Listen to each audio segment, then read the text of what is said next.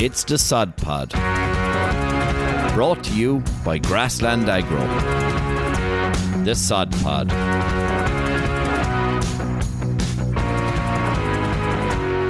Hello and welcome to episode 5 of the Sod Pod. On this episode we're going to cover clover. Some of the short and long-term solutions for reducing nitrogen applications. Look, we're a fertiliser company first and foremost, but why are we advocating clover? Yeah, it's a really good question, James. A really legitimate question, because people would assume that because we're a fertiliser company, we want to sell more fertiliser, and obviously clover has the potential to displace that. But I suppose from our point of view, sustainability is very important to everything we do as a business. And secondly, a massive part of our business is driven by the derogation. The derogation allows us to sell fertilisers to intensively stock farmers, which is a really important aspect to our business. There's going to be more farmers moving into derogation to allow them to keep the higher stocking rates. But what we can't compromise on is water quality. So actually getting our soils right is really important, and delivering solutions suitable for clover and grass clover swards is really important as well. And we have to adapt our fertiliser solutions to the new agronomy methods that we're going to see over the next couple of years. But I suppose even before we get on to that, actually figuring out what paddocks are suitable for clover is a big task in itself. So Dave, you might go through what we need to look out for. Yeah, what paddocks are suitable or what proportion the farm is suitable, John, is key. Clover is very sensitive to soil fertility. pH is a massive one. There's 3 aspects, I suppose, that we'd be looking at before we'd ever think about putting in clover, and it's something we really need to plan ahead. You can't just decide today that you're going to put in clover tomorrow. We need to sit down and look at what is suitable. Look at our soil fertility report, and I said there's 3 things. A massive one is pH, and often we put pH under soil fertility, but I'd argue that it's an aspect in itself for the nodulation of that clover plant, but also the rhizobia, trying to get them fixed in nitrogen. If you think of the rhizobia, they're bacteria, and we talk about bacteria a lot, and we've talked about it on the podcast here before. They're very, very sensitive to pH. It's having a massive impact, and we're trying to get the pH right in the soil, get it to 6.5 in order to drive on the biological activity. And it's the same thing with the rhizobia. P is another one, P and K, and having them at optimum levels in index 3. But even at an index 3, we still need to put in P's and K's in order to maintain and establish that clover plant and that clover seed. P, even at over sowing or seeding, is a major one in order to develop that nodule, that stolon, and also persist. And K is a big one in for persistency. So look, I suppose James asked the question there, John, about why are we advocate clover, why are we trying to push clover? Major pressure coming around nitrogen and its use, and we have to, I suppose, reduce that. But we have technologies there that are going to help drive on the persistency of clover. New technologies coming down the line, and we'll cover that maybe later on in this episode. But yeah, Sean, just even on the persistency of clover, it's a major factor on farm. Yeah, persistency, it's got to do with soil fertility, as you covered there, David, but a lot of it has just got to do with management. It's the same as anything. It's the same as you could be a fullback by nature, but you can be a bad fullback or a good fullback. John would see himself as a corner forward. Now he'd probably a good corner forward. But Nippy corner forward. The legs are gone. Straight into the red basket. He wouldn't be able to move for it. Whenever I get a chance to get out on farms, I try and, especially farms that have took the jump and have incorporated clover into their farming system in the last couple of years, I try and see what are the main benefits of it. And farmers are coming back and they're saying what the research is saying, that the cows are eating more, they're producing more milk solids, the average yield of the farm is increasing. So there's a lot of benefits. On the fertiliser side, there's obviously, it's fixing nitrogen from the atmosphere, so that's a big economical benefit and incentive as well. And that's the way policies go. And you talked about the derogation there earlier, John. Farmers that are in derogation now and that are reseeding have to incorporate clover into their seed mixture. So policies going that way, farmers are going that way. Probably not enough farmers going, but as you says, Davey, it's really, really important to sit down and plan where you're going to put it, because we just can't wake up on a Monday morning and say we're going to oversow 50% of the farm with clover. That's really not going to work, John. And how we're going to put it in, John, it's very timely at the moment. Is it going to be a reseed or is it going to be an oversow? And reseeding seems to be fairly straightforward. And like you said, they need to include at least 1 kilo or 1.5 kilos for the derogation and reseeding. But I suppose really oversowing is probably what people are focusing their mind on this year now, because of the fact that nitrogen is so dear. But when you think of what we've talked about so far, lads, I suppose we're talking about lime. Dave, you talked about lime, and it took you 3 minutes to get phosphorus into the into the sod pod as well, which was your specialist subject, as we all know. We talk about lime, we talk about clover. Nothing new about these. The foundations, the backbone of Irish grassland. And now we're suddenly assuming that they're new technologies. All the research has been done already. The new work that's going on is just re-emphasising what's been there already. And I suppose we need to really understand that there's nothing to fear with clover. Maybe 3 or 4 years ago we viewed clover as a weed, which is madness now when you think about we're putting so much emphasis on trying to get it back into our swards. So I suppose for me, what we need to think about when we're trying to oversow it is not trying to do too much. So not trying to do the whole farm. Your soil test is critically important. You're wasting your time trying to think you're going to establish it on index 1s and 2s. It has to be high index trees, I would argue. It's not a crop that we can just treat as grass. And that's really important. We have the luxury in grassland that, if you're bad at soil fertility, you would still grow a bit of grass.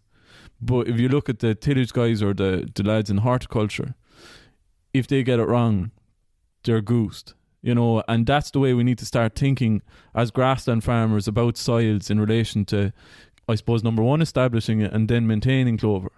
We have to think about the soil test, number one. We have to think about, maybe what the ground is like as well, because we don't want to be putting it on heavy soils. It's more sensitive to poaching. It's going to be quite open in spring, which is obviously a challenge. So what I would foresee in the road of clover going forward is that maybe we'll have 30, 40 or 50% of the farm that's going to have a high clover content. So you're still going to have your swards that you can get out in springtime that are going to give you that early growth, but we can use more of the farm then mid-season to displace chemical nitrogen. From our point of view, from the sod pod point of view, in relation to soils, like pH, crucially important for bacteria. This is a biological process. Phosphorus, key for nodules. Potash, key for stolons. But as well as that, there's a couple of things that we never talk about. We talk about the nitrogen fixation from the atmosphere. Sulfur is critically important. We need to keep sulfur out during the year. And another one that probably doesn't get enough airtime is boron. So we only think that boron is required when we're sowing beet. That's all. We know that always when we take a soil test before a crop of beet, we generally have low levels of boron. And clover, white clover, is sensitive to boron. So it's something we need to think about, Shawnee. So, John, if we're oversowing, now is the best time to be doing it.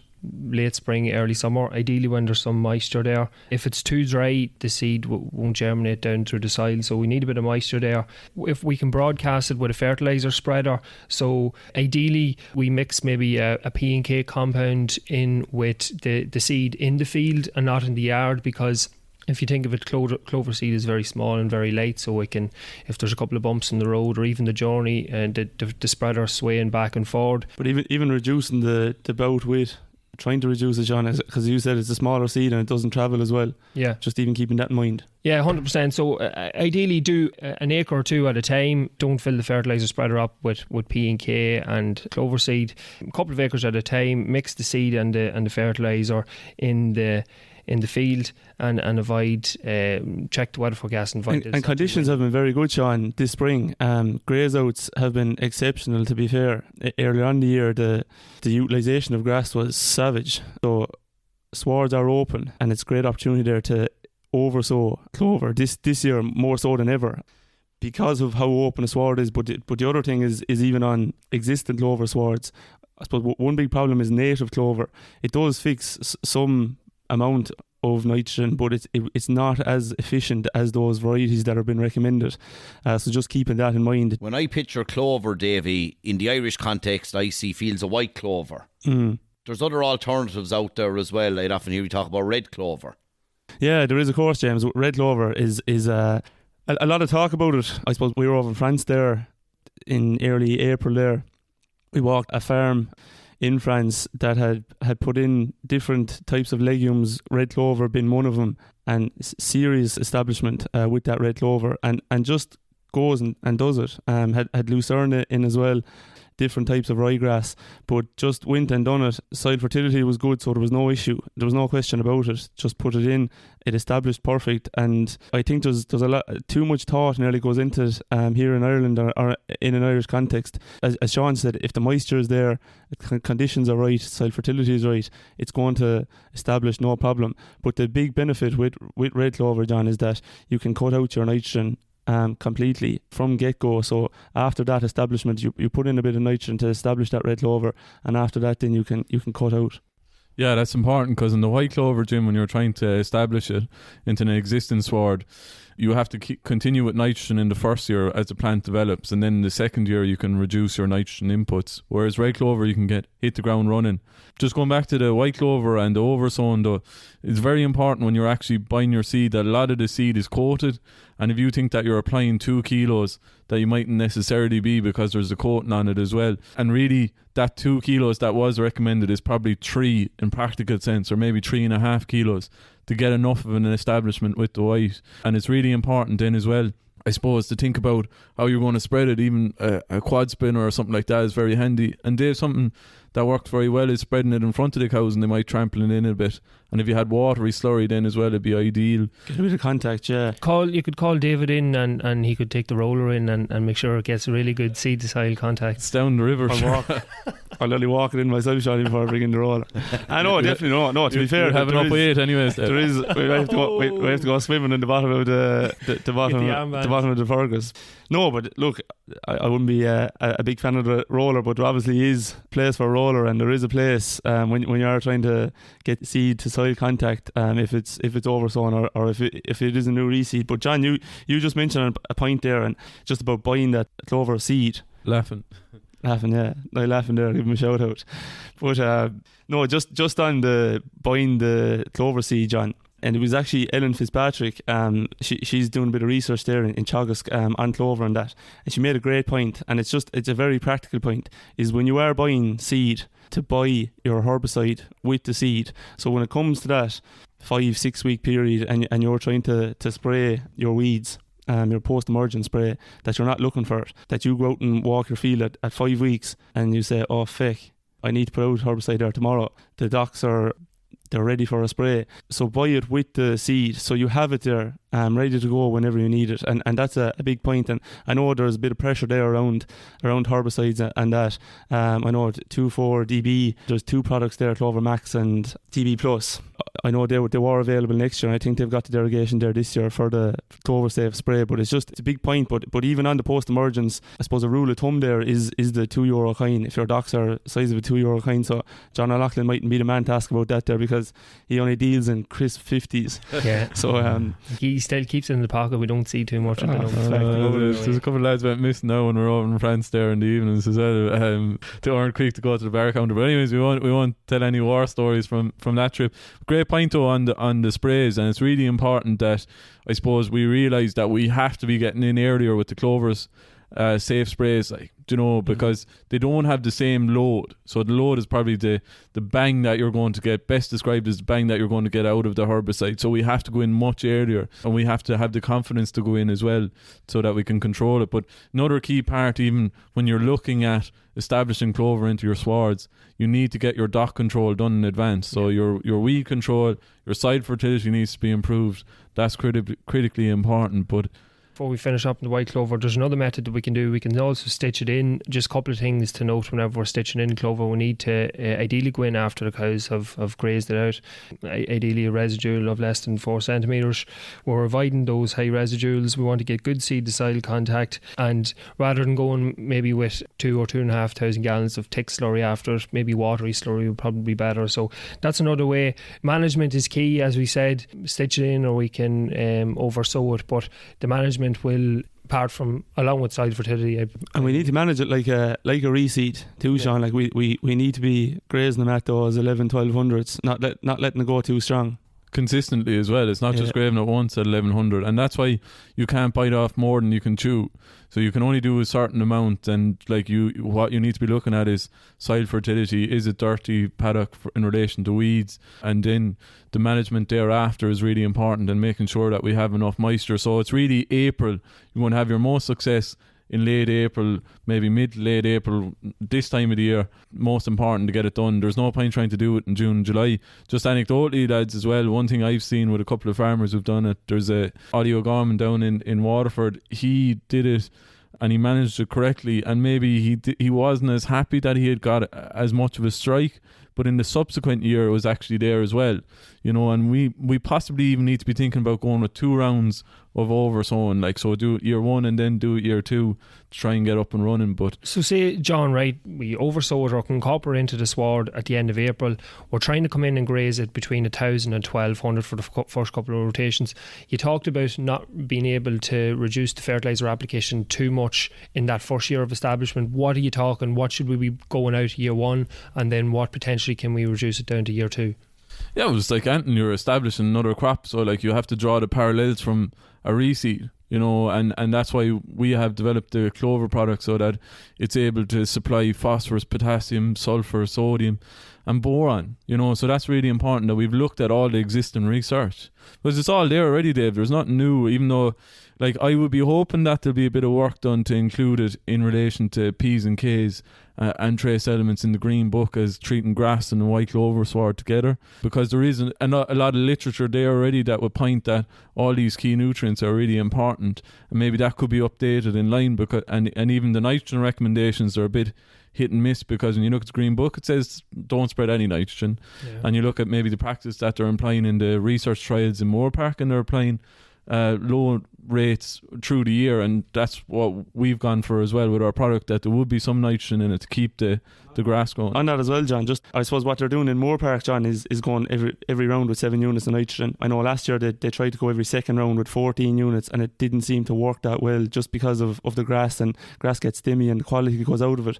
But the reason, and the biggest reason they done it, is because if you go with, say, a protected urea product, it's very hard to put out 7 units of nitrogen in a round. It's next to impossible, really. So I suppose that's the thing with the Grassland Agro Clover product, is that it'll be balanced for a clover sward. Yeah, absolutely. The practicalities have to come into it, because, like, so trying to spread 7 units is nigh on impossible, like, do you know. So it is a challenge, and even the portfolio of nutrients that we're applying probably isn't suitable, because we've looked at all these and included a lot of phosphorus and potash. Just on the red clover then, we touched on it earlier, but we didn't really get into it. Red clover, visually, it's more upright. It needs less nitrogen, as we said. It still needs good soil pH, P's and K's. Needs a lot of P and K, because it can yield probably between 12 and 16 tonnes a year. It's mostly in silage sward, so it's not really in a grazing scenario, and it's a higher quality than your normal perennial ryegrass sward for silage. Isn't that right, John? Absolutely, like, and it's something that we were struggling with big time, Sean, is actually imported protein and our reliance on soya. You know, much as we try and ignore it, supplying protein during the housing period, you know, because grass silage just doesn't have enough protein. And listen, we can make improvements on that, and we need to treat grass silage as a protein crop too. But in order to get those big high figures to, you know, 16-17% crude protein, we can look at grass red clover lays. Obviously we need to include 4 kilos of red clover for it to have enough of an impact. But really, really promising. And I suppose we've seen a lot of that over in France as well on our trip. We got the sushi there one day, and we headed out, and Dave was running for the ditches there. We didn't know what was after putting such a panic on him. But the pressure, the impression that I got from the France farmers is that they had their soil fertility right. They had invested and got it to the stage where it's suitable, and they just took the punt and they went with it, and they knew what they were at, and it's working for them. Oh yeah, it works perfect. And we were in Brittany as well, like, so it's very similar climate. Very similar conditions. But I think it wasn't by any means a nice day over there when we were on that farm. Yeah, we sounded like two boys hunched over behind me. I was like a gable wall. Good shelter behind you, Dave, in fairness. Yeah, so the weather was absolutely cat melodic when we were over there. We couldn't believe it. There was a rain there that actually be stinging your face. even go onto the social media and we'll throw up a few pictures there of those farms and have a look at the clover that was in the swards there. It was exceptional. But the red clover will fix more nitrogen than the white clover. It'll fix between 150 kilos and 200 kilos of nitrogen. It has a huge P&K demand because of the offtakes that's coming up. It's working really well, and I know UCD Lions have it incorporated into their silage swards because I was up soil sampling this year, and it's working really, really well for them. Yeah, it works. Like, do you know, like, it is obviously a little bit newer than the white clover, and we were talking about white clover being here for an awful long time. Yeah. Red clover works. It's the mindset, I suppose. We're not going to get 10 years out of it, like, but we will get 3 if we get 3 if we look after it. Yeah, we could do more. It's a mindset thing, though. It's not a grass sward, like it's not a silage grass sward. It's completely different. And I know James Humphrey's done a very good webinar there a few weeks ago on red clover. Just one of the biggest differences is trying to preserve it and just getting that wilt, 48-hour wilt, very important. Because of the oils in the red clover, you can't manage it the same as a grass only silage sward. But one simple thing, for instance, it needs to be cut at a slightly higher cutting height. It can't be cut down to your 3.5 or 4 centimetres. It needs to be about 5, 6 or 7 centimetres, and it can't be really cut any lower than 30 days for it to persist in the sward. Yeah, and let it flower in the first season of establishment is really important. I'm sure Pat Corbett will be going in for some of that department money. Is he, Dave? Anything that's and you get a few pound for so we'll be seeing it in Corfin. It'll be the first crop of red clover to be grown in the burn, but we barley wheat, you name it, oats, maize. Yeah. But it is slightly lower dry matter. It's slightly lower in water-soluble carbohydrates, so it is that more difficult to preserve. But if we get a good wilt on it, it turns out great quality. Yeah, just trying to get the right conditions. Like there's no problem getting a 3-cut system off that, and I suppose later on in the year it's nearly zero graze. Yeah. Yeah, and just to clean it off there for the winter period, because that clover is going to senesce and you're going to be left with. That's another challenge. Nothing. Another challenge with the clover, though, is that you have a low enough cover on those paddocks, but you still have enough of an average farm cover. You know, there is challenges that has to come in line for your autumn rotation planner, and even your spring rotation planner, because there's obviously going to be less and they're going to take longer to get up and running. But I suppose just on the red clover, the wilt is really, really important, because you can't go around tedding it, baiting it around the field, like, because you'll shatter the stem from the leaf, and the leaf is where all the value is. But really, really, I suppose, huge potential in it to offset a lot of nitrogen. What I see a lot of dairy farmers doing is maybe, you know, platforms have stocked up and they have maybe dedicated silage ground that they're leaving for that 3 or 4 cuts, and there's fantastic winter feed there as well, like our spring milkers or weanlings or growing cattle. It's ideal forage for them to give them the protein. And it's not at all advised on 100% of a silage platform. But another great one, and we won't get into too much detail, is just the arable silage. For the quality of the silage you're getting out of it, barley or wheat or oats or something you're putting in with grass and red clover. Super crop there for milk. Before we finish up, lads, I think we should talk a little bit about the bloat. And fair, yeah. You know, just very quickly, it's all about management really too, and maybe preventing it from happening, whether you're putting in some sort of a substance into the water a day or two before they start grazing on a clover sward. Give us a couple of tips on managing that clover and trying to prevent clover. Sure, tightening up the cows when they go in immediately is the first thing, so that they can't gorge themselves. Then I've talked to a lot of farmers who are dry stock or contract rearing who have decent clover, and it's actually not as much of an issue because, you know, there isn't as intensive grazing going on, so it seems to be fine that side of the house. And John there, after all you're talking about clover and expertise, I don't think John would be suited for clover at all, because I suppose one of the major points is that you wouldn't put a cow into clover sward hungry. but John is always famished. I take my time over my dinner though. Dave just swallows it all that. Spoon and all. Yeah, but no, listen, I think it is a challenge. There is technologies coming there, like we're working on in the background as well, because we know that clover is going to play a bigger role going forward. To surmise, I suppose, white clover 2-year solution, but we need to be working on it now. Weed control, soil fertility, establishing at the right time, right place, not doing too much with it. Red clover, huge opportunity there now, but forget about it trying to put it into ground with really low pH and poor P's and K's, unless you're going to make the investment. Yeah, I think, and if farmers are thinking about putting in white clover, ground conditions are very good at the moment. Swards have been grazed off exceptionally, and there is moisture going into the late April there, so there is major opportunity there. I think conditions have really allowed for that. That's great, lads. Fair play. Some of the takeaways I've took there. Clover has the capacity to take N from the atmosphere and turn it into plant available. Clover is highly palatable and digestible for the animal. It can be incorporated into a reseed or oversown. Clover isn't ideal in the heavier soils. It needs that higher pH, up around 6.3, 6.5. And red clover can displace the need for chemical N completely. Mind yourself out there. Farm smart, farm safe. Hey, thanks for listening to the Sod Pod. We hope you enjoyed it. To find out more, head over to www.grasslandagro.ie or check out our social channels: Facebook, Twitter, Instagram, LinkedIn and YouTube.